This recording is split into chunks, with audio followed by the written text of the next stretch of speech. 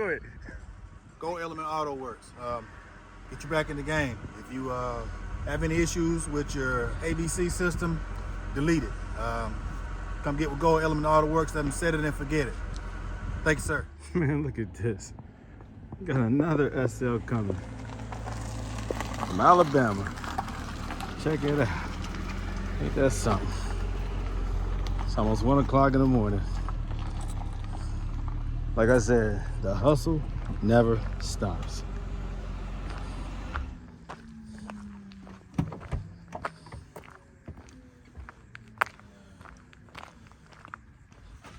Hey man, how you doing, bro? You gotta do what we gotta do, right?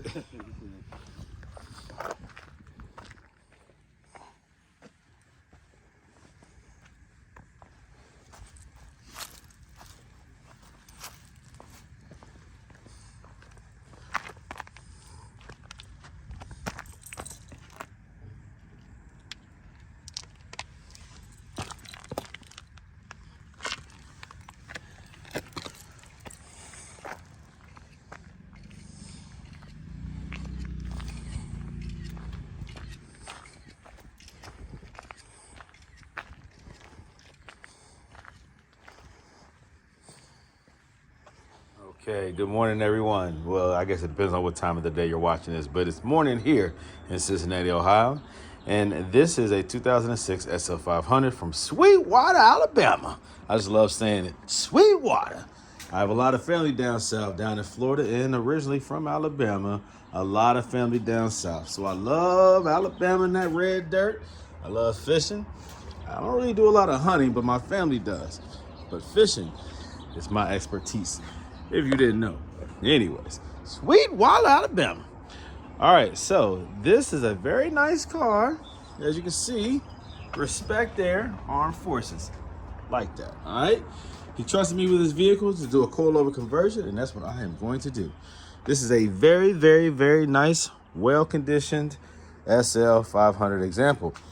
But have here a little issue with the shifter. Yep, it gets stuck in park. Now, he said typically when it gets cold, that shifter issue, like with the little plastic thing that doesn't want to release and allow it to shift properly out of park into reverse, neutral, or drive, it starts to act up even more when it's cold.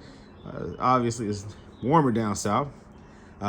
Maybe the plastic is a little more pliable and more forgiving, but in the cold temps, he said it sticks more. So had to take the shifter off, use the rubber mallet to pop it out of park into drive to get it into the garage.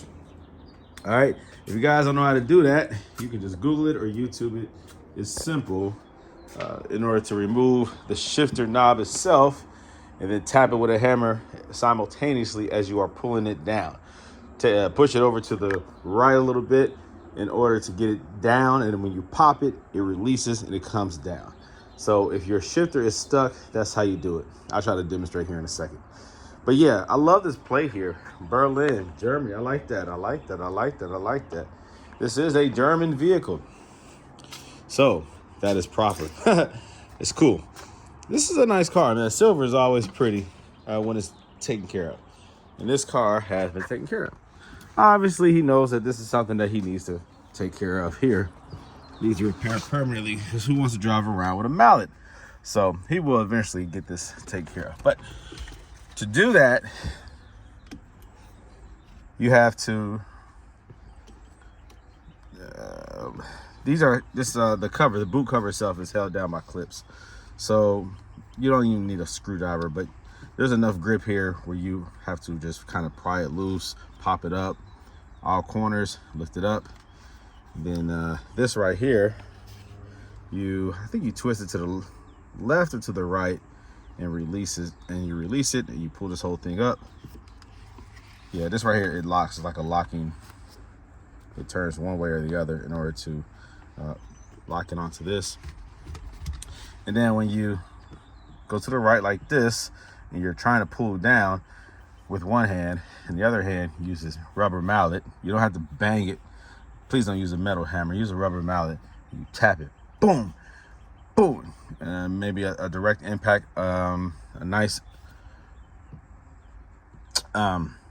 focused impact, boom, it will release. Make sure that the shifter is already in this position though to the right, and you're anticipating pulling it down. At the same time, tap it with the hammer and it goes down into gear.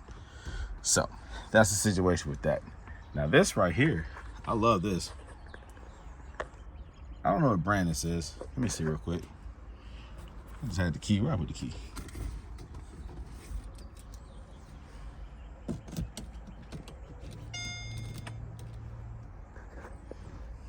Oh, that's so familiar. ABC.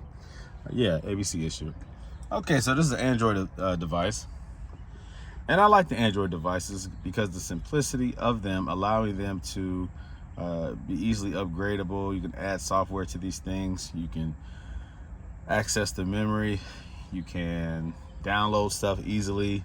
Android double DINs or screens in your car integrated into your car's audio are pretty cool, because you can watch live television. You can do all types of cool things with these. Oh, this is nice. This is nice. All these cars coming through here have these cool screens, and I still have the factory. It's really getting on my nerves.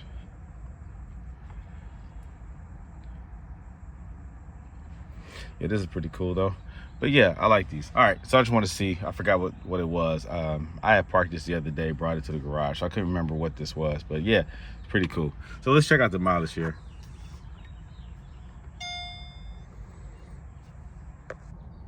All right, 80,000 miles. This is a nice one. I'm seeing cars come through here with low miles that are raggedy, high miles in pristine condition. This is 80,000, under 100,000. So it's still below average miles for the year, and it is in great shape. I love this. Oh no, look at that. Yep, there goes the bacon effect. So this has a cylinder leak. It had or has currently a cylinder leak preventing the top from going back. When that happens, you have to get that cylinder O-ring replaced. And if you don't, when you try to activate the top, the radial roof, using this right here, boom, you try to retract it, you will get that leakage and it'll start dripping down here. Even while driving, because it's a pressurized system, there's pressure in the system, it will start leaking, then you'll lose pressure. Now you have air in your system, and now the top won't retract, and sometimes it won't close, depending on when that rupture occurs. So that right there is an indicator that it has gotten wet from the hydraulic oil for the convertible top. It immediately starts to wave that seal. Some people may say, well, how do you replace that seal? I don't know if you can.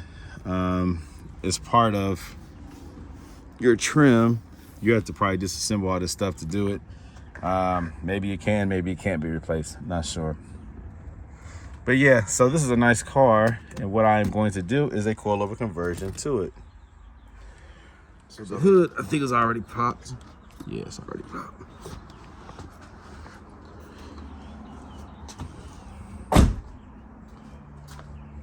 Let's see how pretty this engine is. The interior of the car is pretty. The headlights are pretty. I like the front license plate. Let's see what this engine looks like. Oh, look at here, look at here. Yeah, the engine is pretty too. There we go. So this is a nice example, well cared for. I love it. The owner of this vehicle loves his vehicle. I can tell. So you already know what I'm going to do. I'm going to jack up the car. I'm going to start removing stuff.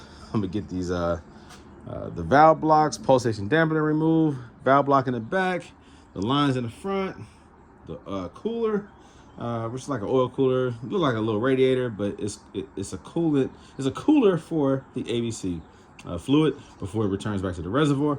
You remove that. The lines that go from the strut to the struts, valve blocks, that stuff gets removed, cut, all that good stuff. This right here, power steering reservoir, I'm sorry, ABC reservoir. This has to come out in order to get access to the ABC pump, which I have to remove to install a standard power steering pump. You keep this. All right, I'm going to reuse this on the 02 through 06.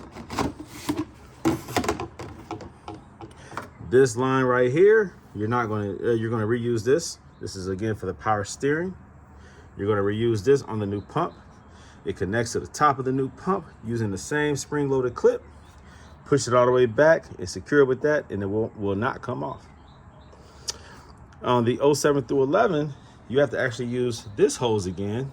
This is your ABC hose, the feed line. You're going to use that on your power steering reservoir because the one from the 07 to 11 is too short to use for the new pump. So you're going to use the ABC one. They're the same diameter, same size, but it has the length that you need in order to reach the pump on the 07 through 11. Okay, so I will remove this one as well. Also remove this.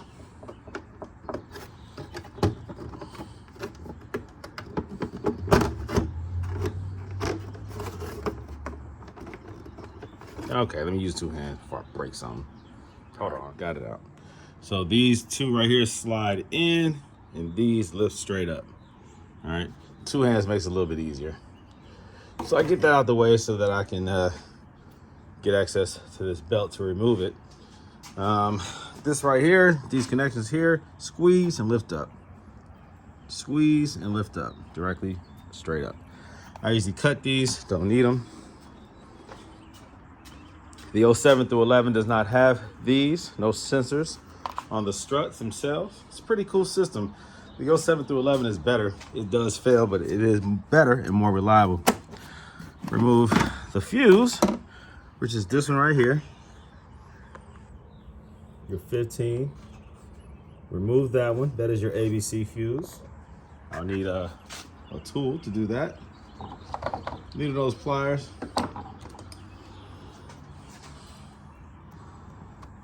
Okay, that gets rid of the red ABC light. You will have the white light as startup.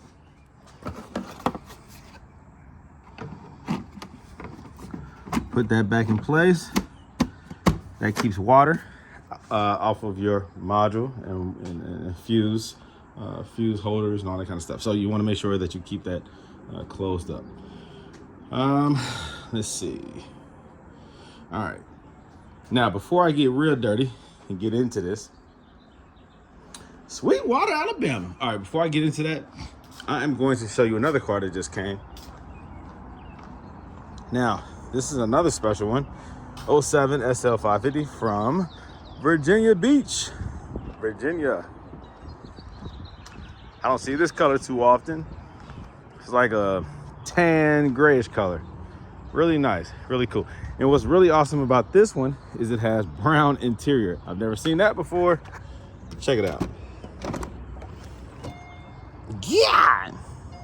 Woohoo! Mocha, I love it, man. I don't know what color this is. Maybe mocha. This thing is gorgeous, dude. Sexy, sexy, sexy. I can't see the mileage. Yeah, man. I've never seen this color on an SL. I am jealous. So jealous. So jealous. That is a beautiful car right there. Beautiful. Beautiful, beautiful, beautiful. Needs a new grill. I swear I didn't do that, guys. I didn't do that. Yeah, so this is what I'm working on now. So I'm gonna jack the front end up, get up underneath. I'm gonna remove that little stubborn little bolt that secures the bracket to the ABC pump from up underneath. Then I'm gonna work everything from the top and I'm gonna yank that up out of there. It takes me about an hour to get that pump out of there. Less if I'm not recording. I'll just say about an hour average. It used to take about 2 hours. It used to take about 3-4 hours to get that thing out of there and get a new pump in. Now it takes me about an hour to do it. So I'm gonna go ahead and do that. Top off the fluid, do all the rearranging of the tubing and get that thing working just right. All right. Take your time doing that. It's frustrating, I know. If this is your first time ever doing it, it's very frustrating, but it can be done easily. The more you do it, in my case, I do it all the time. So you will remove this reservoir right here. You gotta get this out the way so you have access to the pump. Remove the ground, little ground cable. You don't need that. Most of the stuff is 10mm bolts and nuts, keeping all this stuff together. You're gonna reuse this bracket right here, but just this.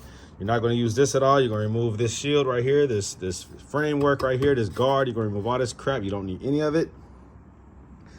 Once you remove the stuff up underneath, the under paneling, you're going to put a pan up underneath to catch the fluid that's going to drip down when you remove the stuff. There's a 19 millimeter, what they call it, like a banjo nut on the backside, keeping the high pressure ABC line connected to the ABC pump. When you remove that, it's going to be fluid that just pours out. Let's see, the 17 millimeter nut that keeps the high pressure power steering line connected to the ABC pump. That's going to be the last thing to remove because it's hard to get at this angle. You can see it. Most people strip it trying to break it loose. The pump does need to have some type of anchor to it to break that loose. You can't hold the pump by hand and break it loose. So before you totally pull the pump out, it's hard to explain. The pump will still be there, but it allows you to tilt it so that you can get a better angle, and then you break that 17 millimeter nut loose. I'm gonna remove that pulley, take those E12s, little bolts out the head of the pulley. In order to remove the pulley, you gotta remove the belt. There's just a lot of little things you gotta do to it, but the ABC pump is coming out, new power steering pump being put in. Then I'll start removing all the other stuff. And then the last thing that I start doing is installing the coilovers. So this is, it gets a little messy, a little bit involved. I don't show every part of the process in my videos because if I give it all away, then you guys probably won't watch my content anymore. No, but I do have a video that I just have not put out yet that shows the whole process, and I just have not put that out yet because I need to monetize that. Because this right here is an expensive process, it's a very valuable process, and it can help a lot of people, but I am a business and I have to keep some things proprietary, so to speak, so that I can continue to make money and cars can continue to come. There are those customers who can try to do it themselves, which I do encourage that to an extent, you know what I mean? But for those who don't want to do it, send it to me and I'll do it for you. So anyways, I'm rambling at this point. Let me go ahead and get to work and you all will start seeing the results. I will make little snippet videos showing you how to do this, how to do that. But ultimately, I'm not going to show the entire process. So just keep watching and get some tips. All right. Okay, so the pump is installed. I did that off camera.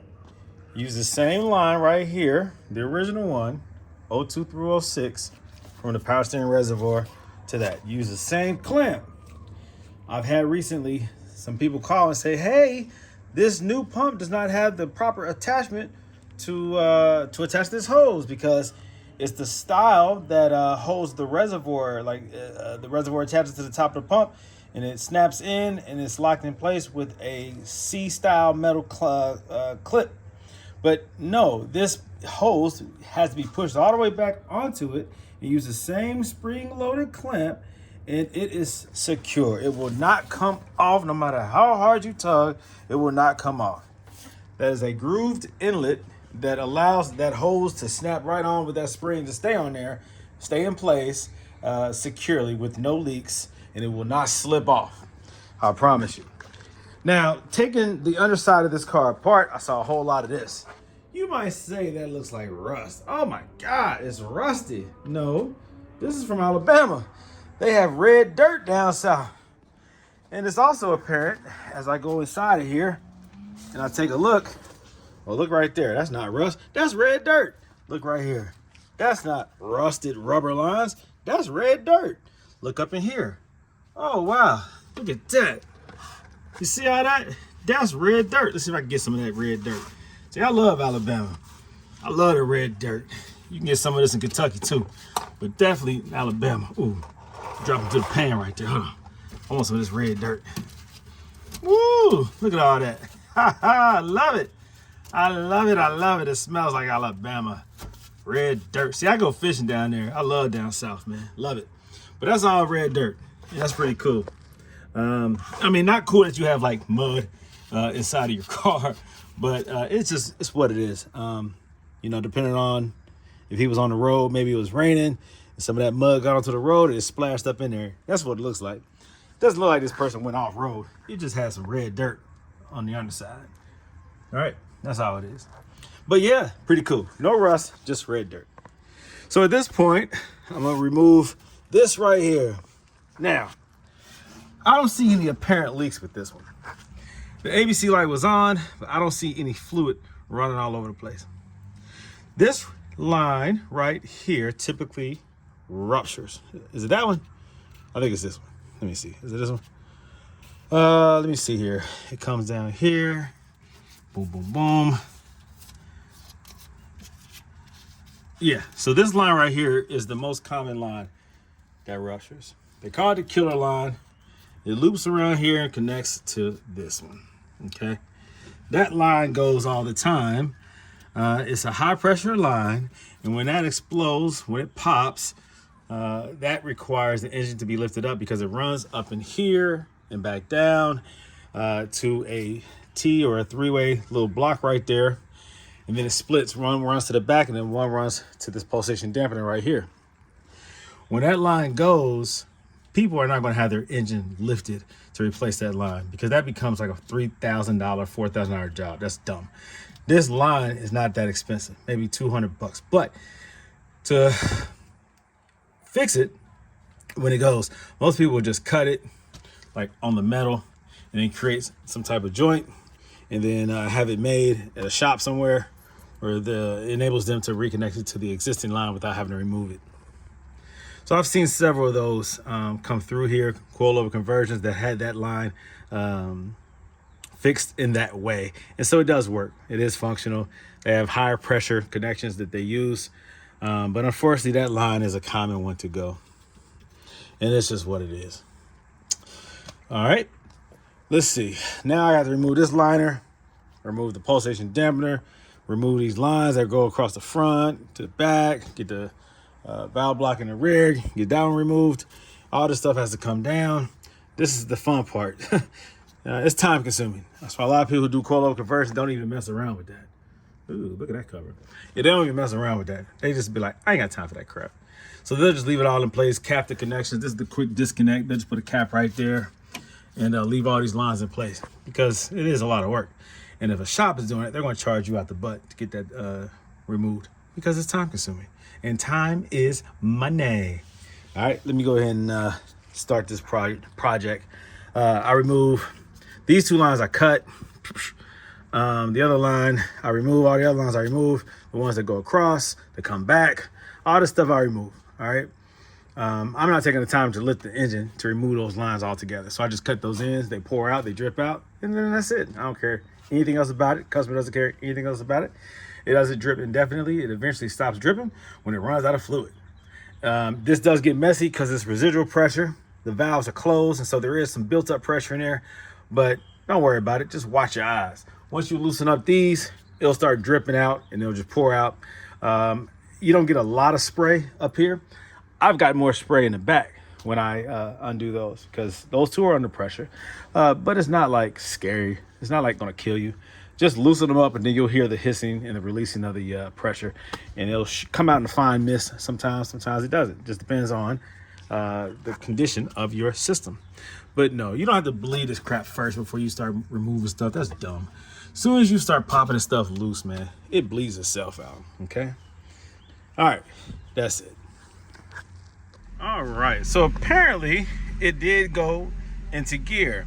I put the cover, the knob and the cover back on in order to demonstrate what I would do if it was stuck in park.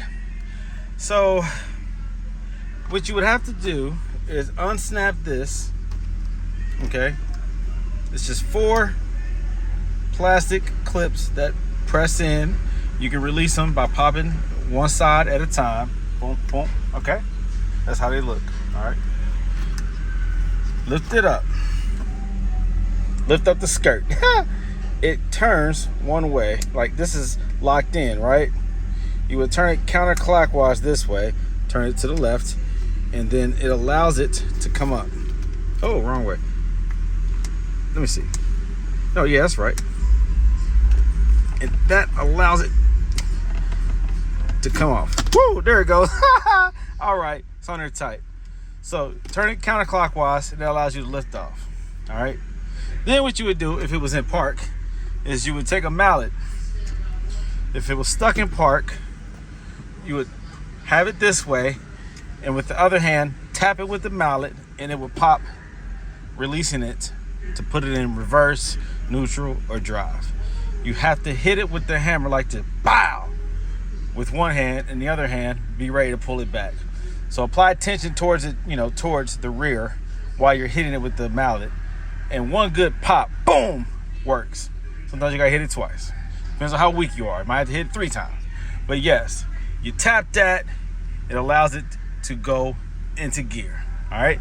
That happens when the little plastic piece inside the shifter mechanism either breaks or is on its way out.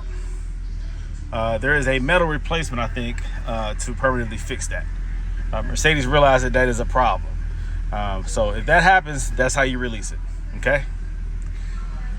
Now, I am about to pull this car out. The battery, I guess, is low, so it's saying some of those convenience features are turned off until the battery charges up enough. You will get the ABC light at startup because I removed the ABC suspension, and it has the ABC light there. You hit this button right there and it clears that, just like you would clear any other fault. All right, there you go. We're back. Now, reversing it, and I'm about to back this thing out because the coilover conversion is done.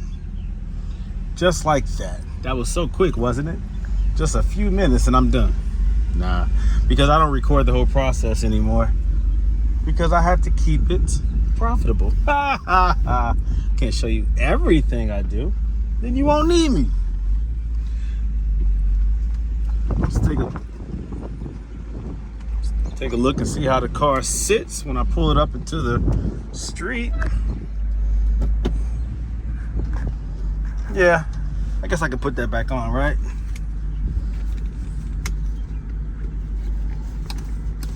Just in case it gives me a hard time again, I'm not going to attach it or lock it in place. You know what I'm saying? Oh, my trunk is open. All right, I'll deal with that.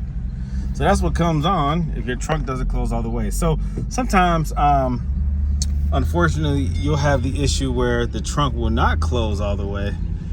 It won't pull itself down, so you have to slam it. These trunks are designed, if the automatic pull down is functional, if you don't have like an air leak or something like that in your little puck, little air pressure valve thing, if there's no leak there, then it should pull it down all the way. You can put the, I'm gonna just take it off.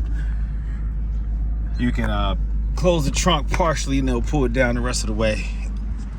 Looks like that didn't happen here. See that gap right there? It's not much of a gap, but enough for the car to realize that it's not closed. All right, you gotta slam this bad boy. Oh, he wanted his parts back. He wanted his struts back and also his valve blocks and pulsation dampers. I used to keep that stuff. Now, for some reason, it's not closing all the way. Okay. I don't know why, but it's not pulling down all the way. I don't think that's anything that I did or didn't do. I think that's just what it is. This is not in the way. It has enough space to close, but it won't. I wonder if I slam it. There it goes. All right, I had to slam it. There you go. Now let's see what this bad boy looks like. It's getting dark out here. I like it. You like it? I like it. Gap looks good, even.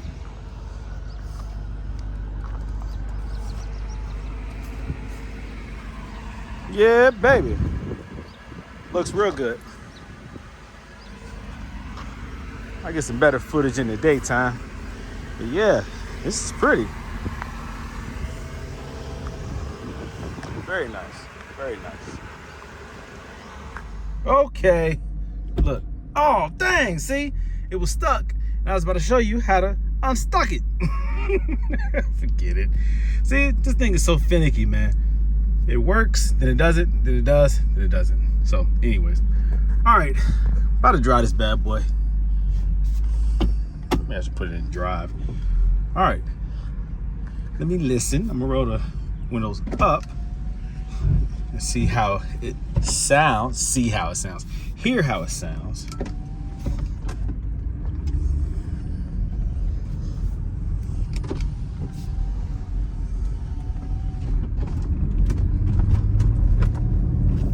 $21 in the front, 17 in the rear.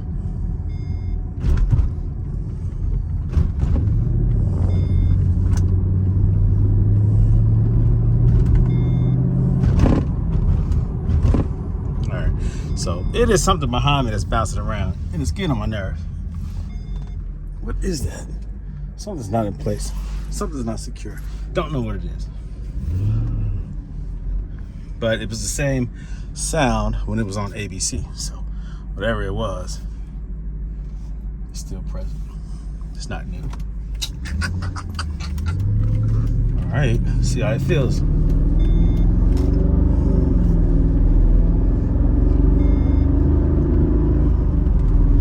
I love these cars on coilovers because you can push it and you don't have to worry about it failing. That's what I love the most. You can push these cars without worrying about failure. Yep.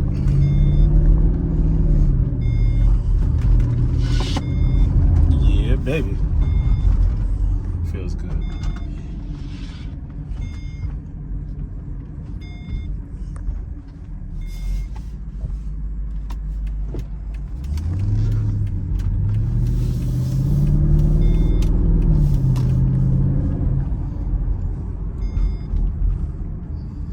Such a lovely car. Maybe I should put my seatbelt on. All right, seatbelt's on.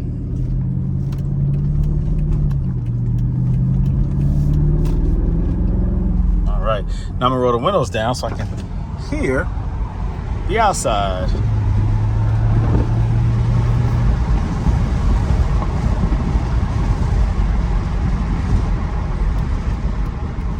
Car feels great.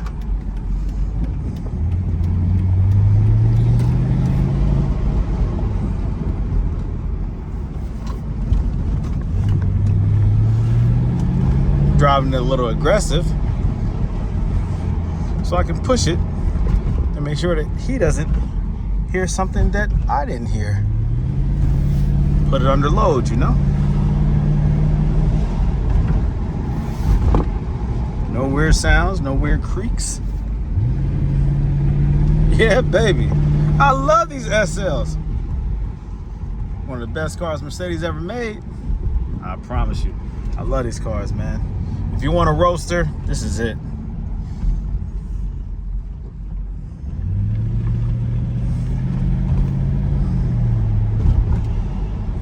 This is definitely it.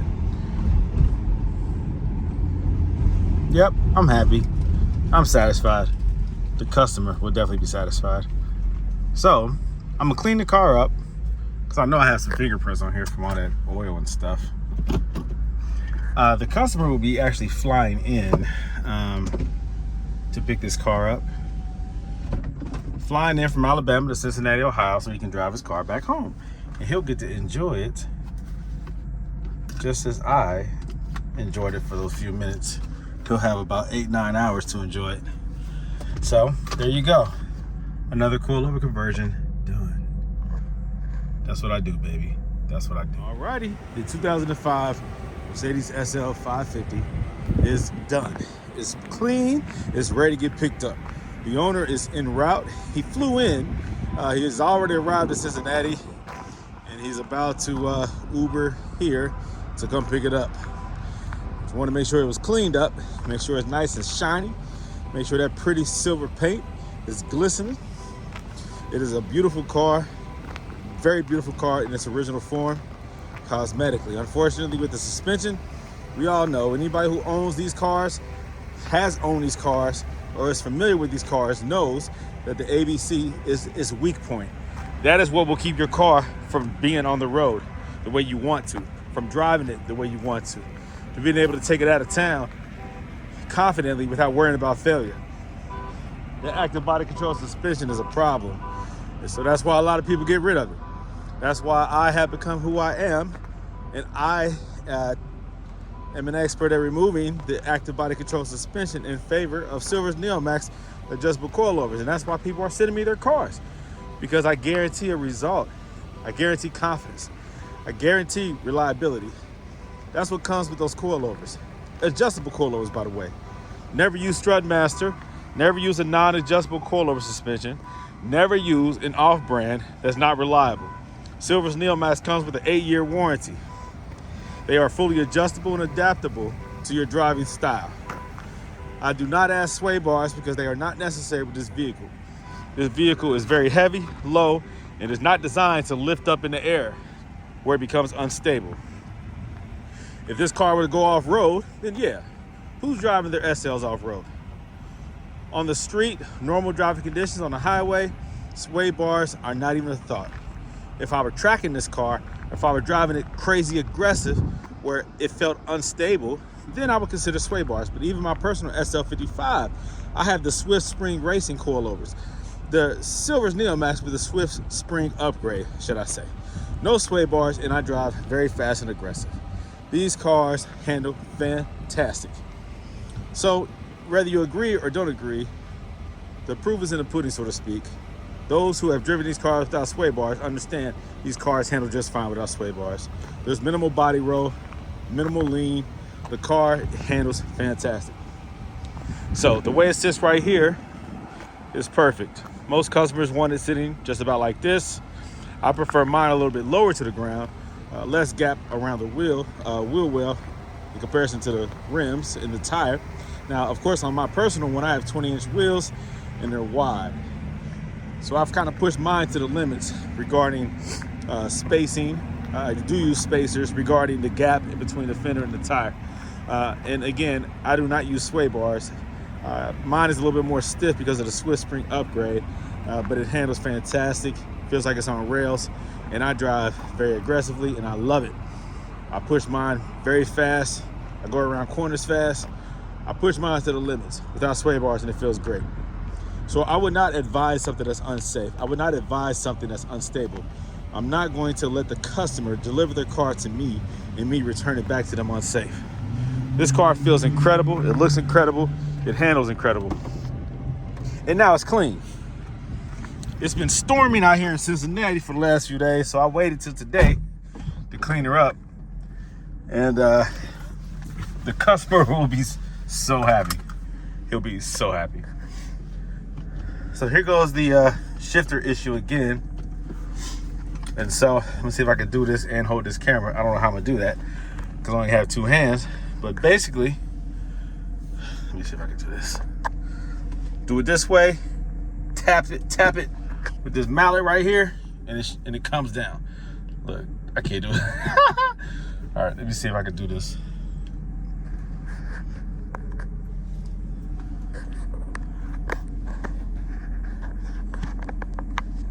Hey, check it out.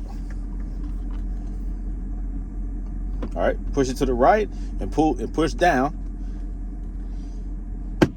There you go. Boom. Just like that. Once it's out of park, you can move it between drive, neutral, reverse. Once you put it back in park, if that is your issue, you're going to have to do that every time. All right. You're going to have to remove this, which is easy to do. It catches on the side right here. Lift that up. It exposes this right here, a little locking collar right here. You turn it counterclockwise, I believe, and then lift the whole thing up. All right, when you put it back on there, turn it clockwise once it's pushed all the way down, and then reattach the leather boot or trim to this right here. Just push it down. There you go. All right. So if you have that issue, keep a mallet handy, okay? So this owner knows, he's aware of the issue, and he's going to fix it. All right, now let's go. I'm in drive, baby.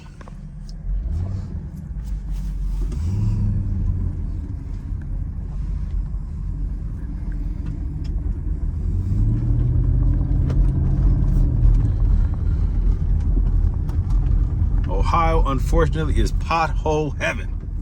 I'm telling you, man, so many potholes. The roads, the parking lot in this case, horrible. The salt eats away at this concrete. If you're up north, you know what I'm talking about. People down south can't relate. Detrimental, especially if you have aftermarket wheels with low profile tires. You tear your rims up and your tires.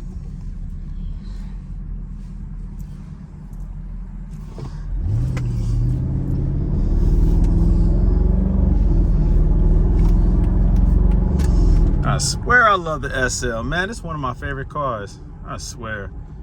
And when you leave the factory wheels, 17s, 18s on here with some thick tires, I mean, this car really feels nice and soft, plush, you know? And that's with coilovers. It's crazy. It's really a nice ride. And this thing still gets attention, I swear. Anytime I pull one of these SLs out, put it on the road, people are always looking because they don't see this car often. They heard about it. They probably always wanted one since the early 2000s, or somebody they knew had one. But man, it's just one of those cars that always is beautiful.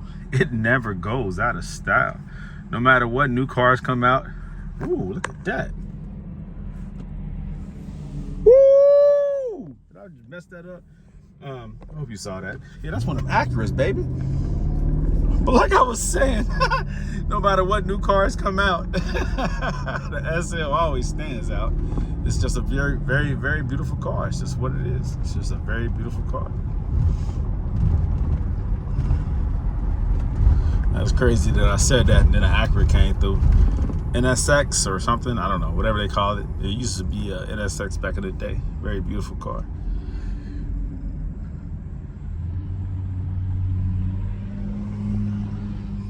And it's a V8. There's not a lot of V8 roasters out there. Only a handful. And then the ones that are out there, do they stand the test of time when it comes to beauty, when it comes to the design, when it comes to the craftsmanship, the quality, the reliability. That's something else you got to consider with these SLs. Yeah, the weak point is the suspension and the convertible top. Besides that, the car is nice, man. Very bulletproof.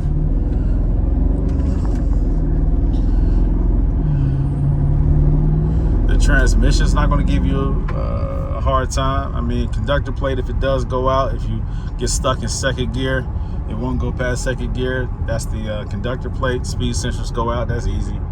On the 5-speed, it's very easy. On the 7-speed, requires programming of the conductor plate. A little bit more involved. But the kit for the 5-speed, which is what this is only $100+ you know? And then find somebody to install it if you don't do it yourself. Not that bad of a job.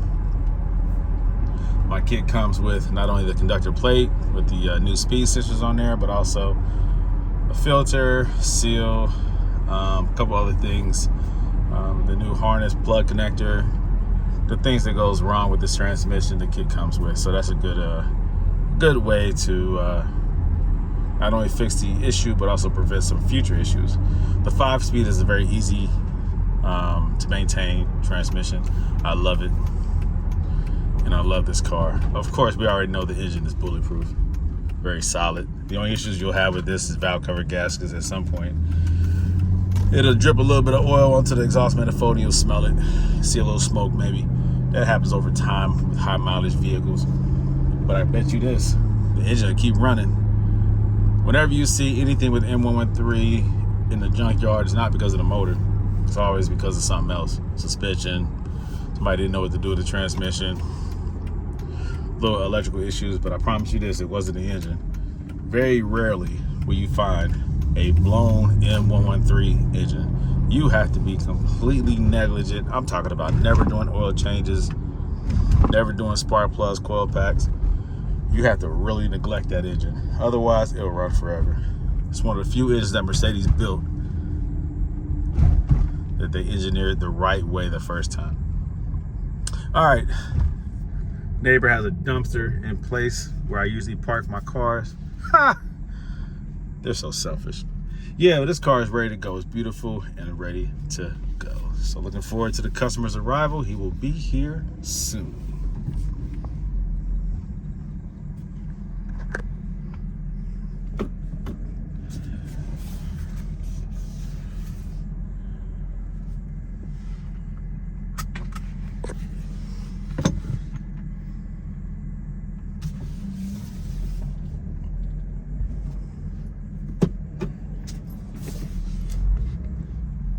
That's so ugly. I guess it's better than a dirty dumpster. A nice pink Pepto-Bismol dumpster. Whatever. All right, so we're here. I'm home. All right, you see the cars. You see what's going on. There's another Mercedes up there getting worked on. 2007 SL500 from Virginia. All right. So I have this here, have this here, whatever the customer wants to do. He understands his car better than I do. All right, so boom, ready to go. He should be en route. He should be here momentarily. His car's ready.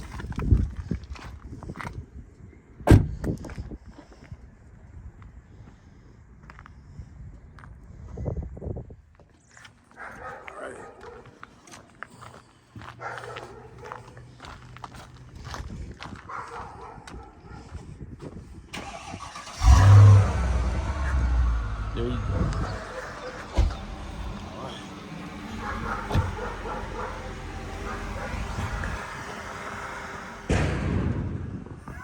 Dang, that was scary. See what I'm saying? Okay. They're just gonna keep making noise. Okay, go ahead. Gold Element Autoworks. Get you back in the game. If you have any issues with your ABC system, delete it. Come get with Gold Element Autoworks. Let them set it and forget it. Thank you, sir. Good to go. Appreciate you. Okay, man. Have a safe trip back. Let me know when you arrive safe. Yes, sir. Let me know how you like that food, too. I got you. All right. Take care. Yes, sir.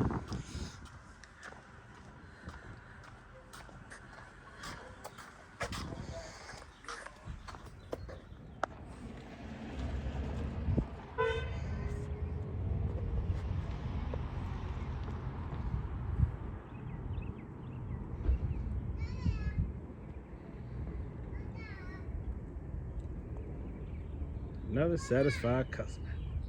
Safe travels.